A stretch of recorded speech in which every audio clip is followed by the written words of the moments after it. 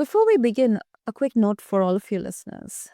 The holiday season and the start of a new year, it often comes with mixed emotions: rest, reflection, pressure, hope, and sometimes quite anxiety about what is coming next.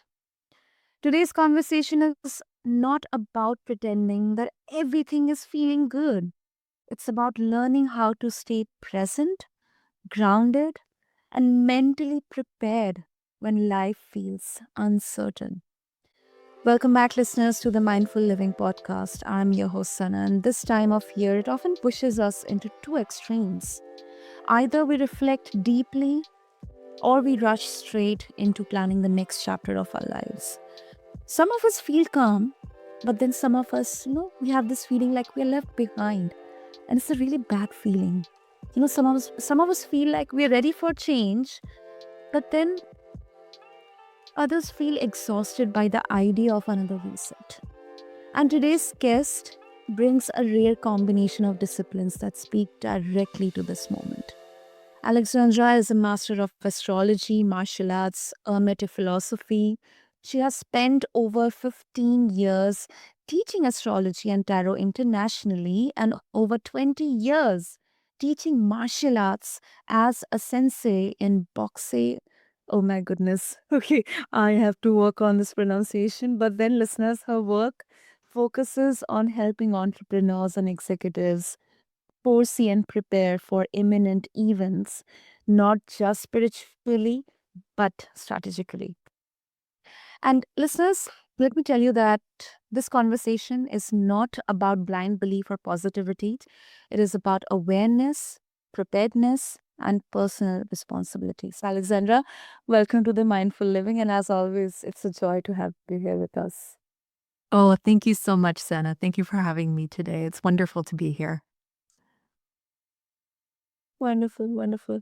I'm really sorry, Alexandra. I kind of couldn't pronounce or mispronounce actually. I don't know. I think it's a French pronunciation. Not Oh, sure. yes. So When, I when I've so I have an instructorship in Boxe Française Savate, which is a French form of kickboxing. Oh, I didn't know that. I never knew that. Never knew that. This is very very exciting. I hope our listeners are also very very excited, because mindfulness. When we keep it martial arts or kickboxing, all these things. When we see through mindfulness, it kind of becomes like counterintuitive, because mindfulness is described as slowing down, being present, observing thoughts. But then martial arts, especially at higher levels, it you know demands speed, decisiveness, and sometimes aggression. How do you personally reconcile mindfulness with the intensity required in martial arts? Oh my gosh. Well, Sana, I'm going to tell you a little secret. A quick pause for you listening listeners.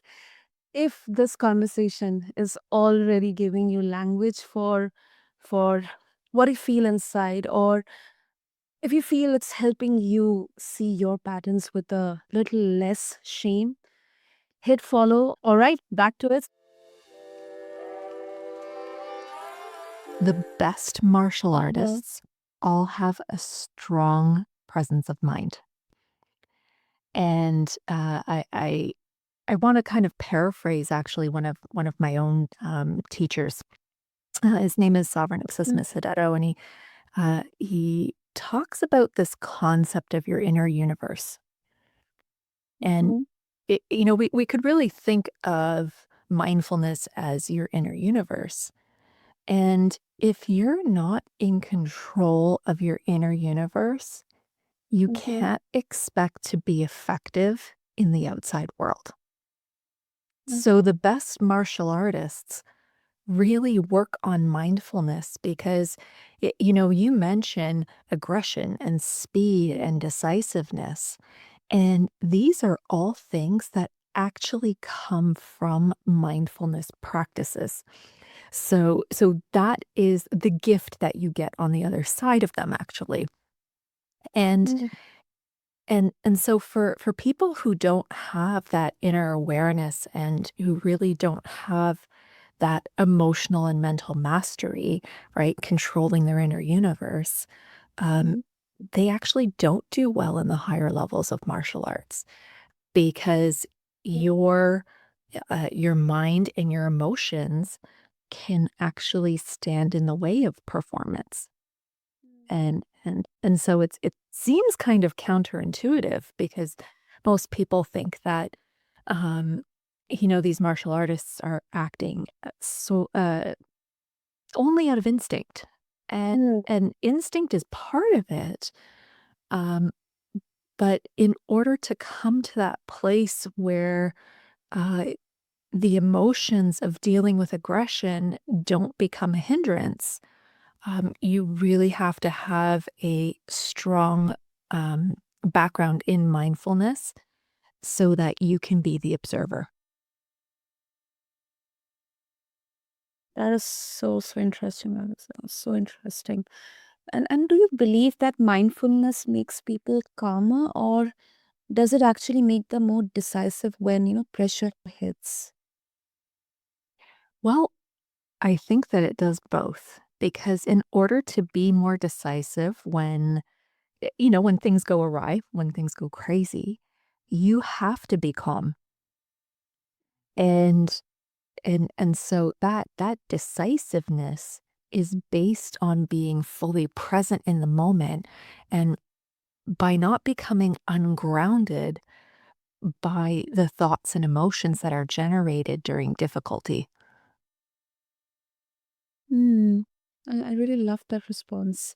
And this I think this definitely means that mindfulness, it is not passive. It is also not about hesitation, but it's about clarity in motion. And that challenges the common idea that being mindful means being soft or slow.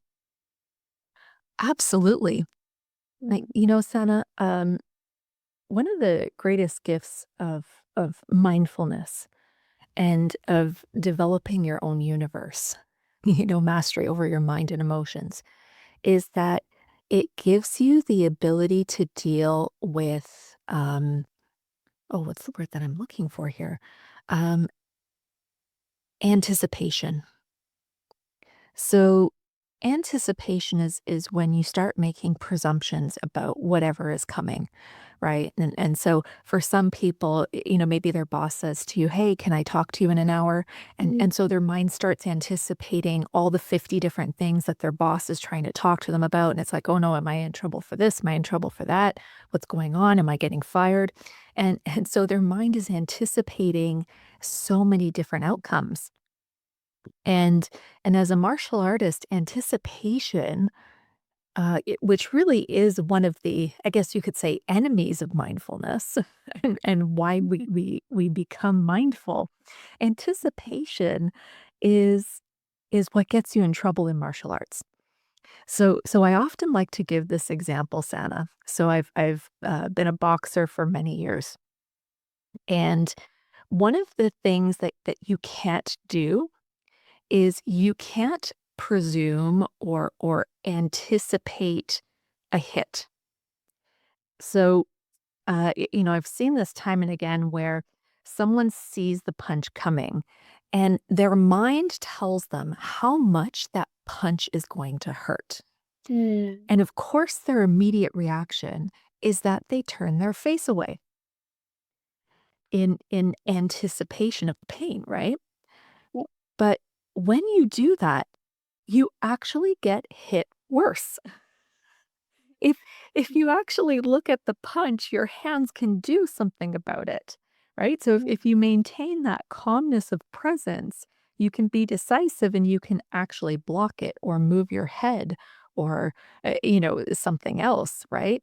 But if you just turn your head away, all you're doing is you're letting your own emotions about the thought of being punched get to you, and it actually ends up hurting you worse than if you had been calm and done something about it.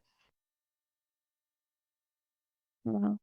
I think this really kind of, um, helps in visualizing it, because um, I think defense is also a huge strategy here, whether it's, we talk about in physical or mental or emotional aspects. And uh, let's take martial arts, as a mental training here, like, because many people think that, it's about physical. We often picturize only the physical strength, that how martial arts tests physical strength. But then from your experience, Alexandra, what mental habits does martial arts training build that most mindfulness practices do not address directly? It's an interesting How to question. deal with hardship. Oh, okay. So, this is actually a really interesting question because most mindfulness practices happen outside of action Mm. and outside of the hardship. And so you kind of train yourself to undergo a certain mental programming, and then you take that programming, and then when you're in a time of mental stress, for example, you try and apply this programming or this exercise or that kind of thing. Now, what I love about martial arts is that you are in the difficulty. So, so for example, you've been punching the bag for an hour and you're doing push-ups and then you're punching the bag some more. And how your body and your mind scream at you. Actually, I'm not even going to say your body. Often it's your mind. What I love about martial arts and I mean physical activity in general is great for this. But what it does is it gives you an opportunity to see just how much your mind victimizes you to whatever you are experiencing. So, Sana, I can't tell you how many times I have been working out or, hitting the bag or whatever it is I'm doing. And my mind is screaming, "What are you doing? This sucks. This is awful, blah, blah, blah." But then I actually check in with my body and it's like, no, I'm fine. I can keep going. And so martial arts really gives you an incredible insight into just how much your mind can make or break you in a situation. And on top of it, undergoing direct difficulty, like controlled direct difficulty through martial arts or physical activity in general, it gives you the ability to withstand difficulty in other areas of your life. So this is where I don't see other mindfulness training going because you don't get that stress inoculation. So we take booster shots and we receive injections to inoculate ourselves against diseases, but we can also inoculate our minds against difficulty. And putting ourselves through martial arts and physical training is one of the best ways to do that. Mm. Wow, it really got me excited, into exploring more about this because, I mean, um, this is really, I think it really, if I put it into the like technical terms or maybe what we kind of study or see, it like, it helps you exploring your tenacity or your tensile strength, like how long it can be stretched. I mean, you know, we may think that, sometimes that we are completely broken or we are unbreakable. But then I think martial arts is such an effective way of exploring that, how much more I can kind of take in, kind of, getting that into a balanced mode. Like, I would love to know, like, what do you think about it? Like, does it help us in getting that balance, or it just helps us in knowing the extreme of us?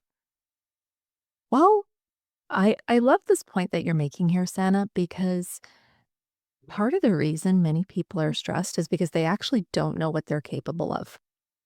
So they're what Mhm. they perceive to be their threshold is actually a threshold that is imposed by their mind and not by their actual capability. So, what if you were only operating at 30 or 40% of what you could do? And what if that was just a self-imposed limitation that comes from the mind? Exactly. Yeah. So, so when someone asks more of you than this mental imposition, of course that's highly stressful, and you freak out and you fret and your mind goes crazy, and then you do it.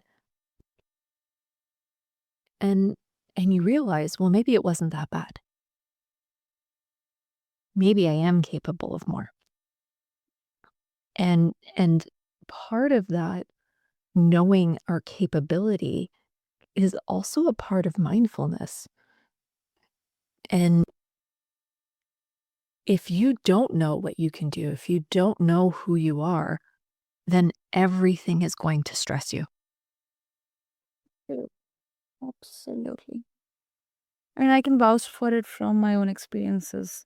We often talk about, um, you know, just normal everyday mothers becoming super moms, like doing everything together, but still, kind of figuring out.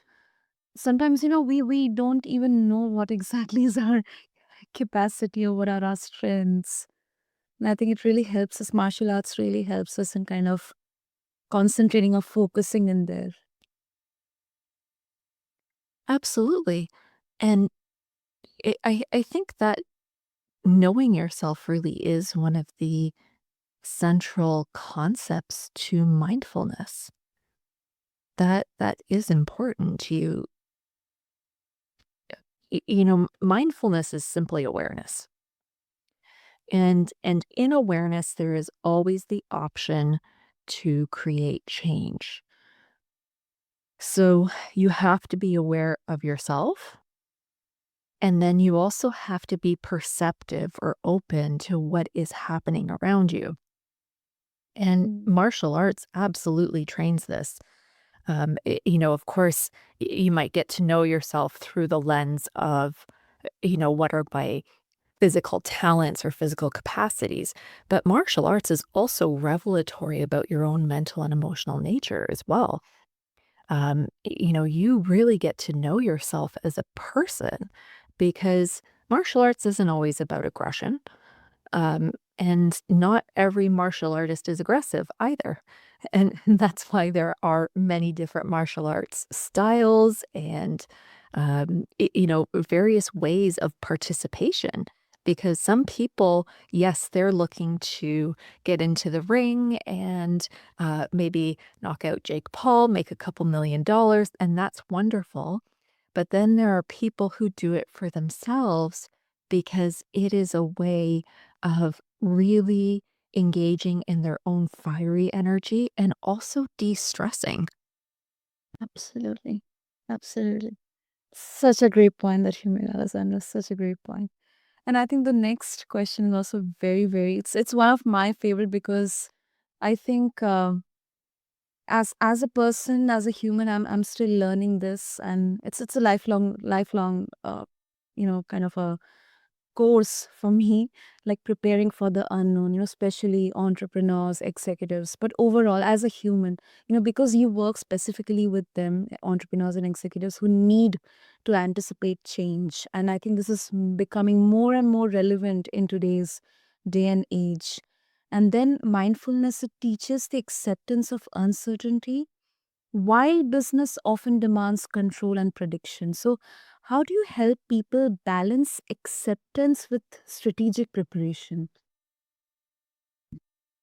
There's hardly anything that can't be turned to advantage if you remain calm and if you know your gifts, talents, abilities, and resources that you have at hand. Mm. So, hermetically, whatever is handed to you is also, I guess we could call it a weapon that you can use to advocate for yourself or fight for yourself. And so I always look at this from the perspective of martial arts. If somebody is punching me, right? And so we equate that to say, a difficult business situation. Well, I can let that punch hit me because I can say they shouldn't be hitting me, right? Denying reality. Or I can Mm. say, this is coming. So what am I going to do about it? Right? So Yeah. I might slip that punch and throw one of my own. I might block it in another way. I might evade and set up my own game, right? Yep. So when you begin to look at the things that are coming to you as opportunities, that everything that faces you is an opportunity. Yes, some of those opportunities they're going to strike. They're going to hit. They may not be pleasant. But if I don't turn my head away, i.e. make myself blind to what's happening, there's always something I can do about it. And Sana, you would be surprised how often that by staring down what you perceive to be challenges, you actually open huge gateways to good fortune. Absolutely. Absolutely. That's amazing. That's amazing. And I want to bring in an astrology versus personal responsibility. Um, because your background, I mean, it's such a diverse background, and astrology it often gets criticized for encouraging people to outsource responsibility. People say things like, this is happening because of my chart, or in India as well, we kind of say about like Mercury in retrograde and all that stuff. um Oh, not just in India. like this dosh and that dosh, this planet is in this year, oh my goodness. And then all those stones and rings. One of my friend, he's so my one of my friends, his mom, she is a very staunch like believer of wearing rings and then all sorts of thing, for like channeling down or reducing down your negative energy or something like that. Yeah, but his colleague had told that, these things do not matter. Your actions decide your course of your life. So this is all, BS. So, as someone, because you work with executives, entrepreneurs, how do you prevent astrology from becoming an excuse rather than a tool? Oh, I love this question. So, astrology does not take away free will. Thank goodness for that. So, the underlying philosophy, I guess I could say, with how I work with astrology is well, let's go back to the boxing ring. So, astrology is the punches that are coming your way. And like I said, or actually the example you gave where people say, oh, well, Mercury's in retrograde and that kind of thing, that's the equivalent of looking away and getting hit harder. Yeah. So astrology doesn't make us do anything. It doesn't make us behave in certain ways. It it is energy or forces that we are receptive to, but we still have our own agency. So when these forces or, going back into the ring, punches are coming my way, Mhm. I have a chance to do something about them. So where I have personally not healed, yes, those are punches that are going to land and they may not be pleasant, but that's okay. Um, I still have the opportunity to do something about it. And in fact, the fact that the punch landed actually is a reminder for me to get better, right? Like keep my hands up or improve my defense game or whatever it is. So astrology does not dictate, it does not control. These are forces that I can work with actively. Mm. And when I actively work with them, similar to a magician, basically, Mhm. then I can be more effective in what I do because they are constant stimulations, some of them supportive, Mhm. others reminders that I have things I need to clear, that there's areas of mastery that I haven't owned yet. And so when I work with these forces, I Mhm. become better, stronger, calmer, more present. Astrology was always the pathway back to God. And Yeah. so all of these forces, that is where they are trying to carry me to. They are trying to carry me to the summit of my being and the grandest totality of who I am. Wow. Grandest totality of who I am. And I love that phrase. Love that phrase. And I believe this distinction matters, especially for leaders. Like if insight does not lead to action, it just becomes an intellectual comfort, not transformation. Absolutely, Sana. Sometimes I have people who sit down with me and we create that action plan. I tell them about the aspects they have working in their way or working for them that are supportive. And so when I sit down with them again, I say, okay, so how did it go?